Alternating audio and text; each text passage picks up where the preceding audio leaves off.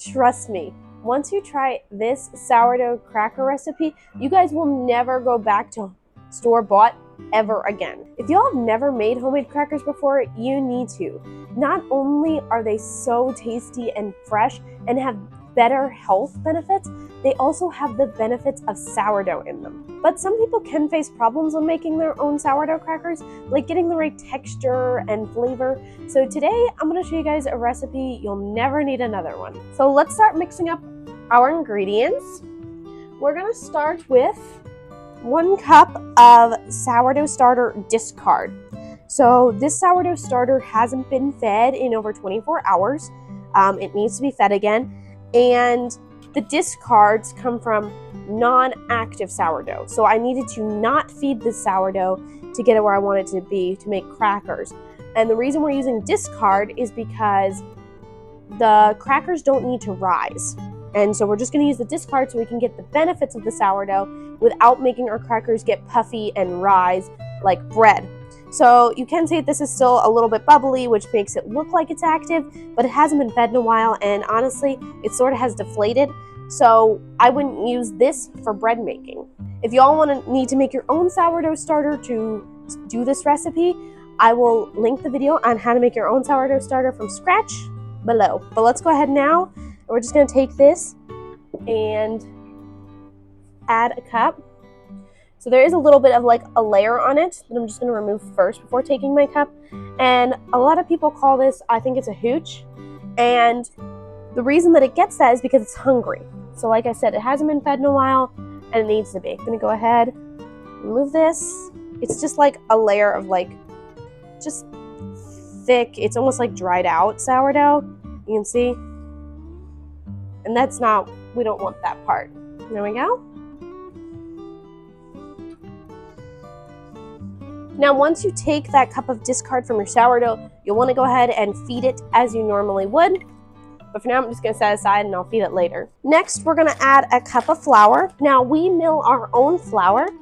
And if you're going to do this, I'm using hard white wheat today. That's what I decided to use for this recipe. But if you're going to go ahead and buy flour, go with just good quality whole wheat flour. So we're going to use a cup of this as well. Next is a half a teaspoon of sea salt. We like Redmond's. I'll leave a link for this down below. 4 tablespoons of unsalted butter. It said room temperature, but I did not realize it needed to sit out, so it's melted. Next, you can add 2 tablespoons of an herb of your choice. Feel free to get creative with this, mix it up however you want. Today, I'm just going to keep it plain and simple because we are going to be using these with a very flavorful meal. So I'm just going to add some oregano from our garden.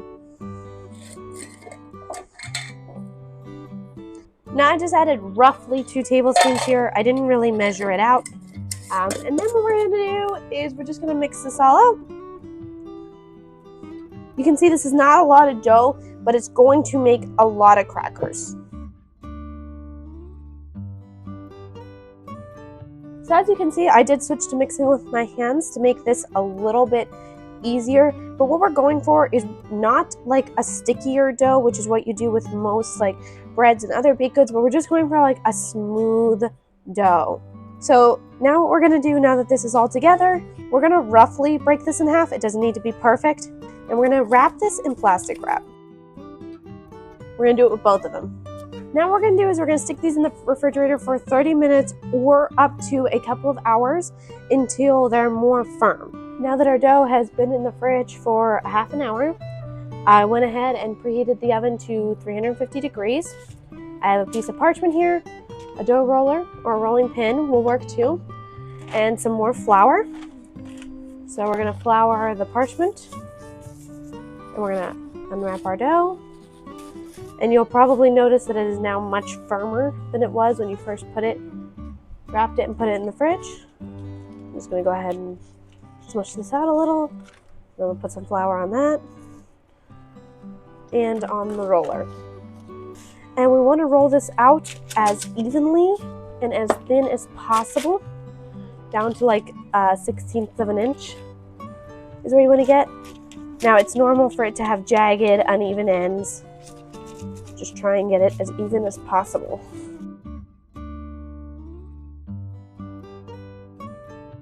Now that we have this all rolled out as even as possible, we're going to brush oil, and then we're going to salt. Now, a coarse salt, it would work best here, but we don't have coarse salt on hand right now, so I'm just going to go ahead and use that Redmond salt again. And then after you're done salting, we're going to go ahead, a pizza roller, pizza cutter, is going to work best. We're going to cut these in about inch size crackers. So you can just cut like this, and then you can go the other way. And then we're going to prick each cracker with a fork. And the reason for doing this is so that they don't puff up while they bake, so that they stay flat. When you're done with that, you're going to go ahead and do the same thing with your second piece of dough.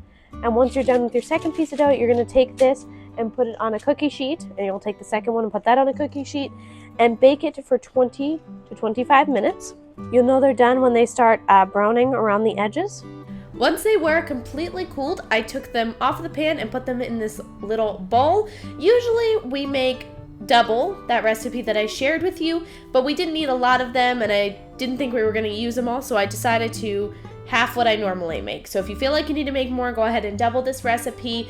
They're super delicious, nice and crunchy, not mushy at all. Y'all can store these at room temperature for a week, but if you want to store them longer than that, consider freezing them. Feel free to share any thoughts or questions in the comments below, and as always, don't forget to like and subscribe for more recipes.